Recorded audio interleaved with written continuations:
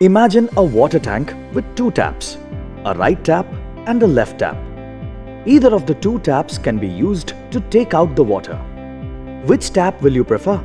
Any one of them, obviously. But this isn't that simple in the case of mutual funds.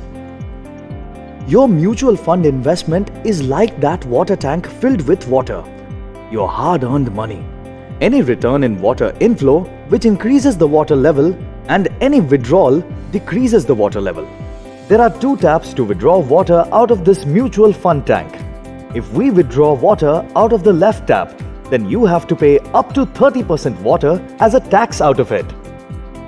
And if we use the right tap, then only 1 to 2% tax is to be paid, or up to 10% in the worst case scenario. Right tap will give you some rebate also.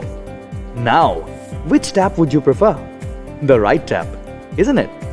The left tap is a dividend option plan and the right tap is a systematic withdrawal plan.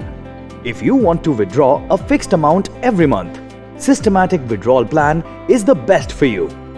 Whenever water inflow decreases, the water level will go down because inflow of water is less than outflow.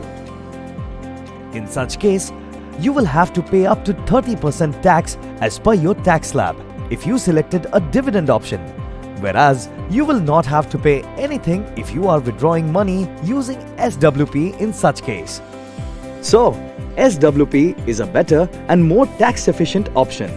Moreover, go for top-up SWP, which increases the payout every year and starts with lesser amount, allows to create a good buffer in the water tank and your portfolio so that you can withdraw higher amounts later.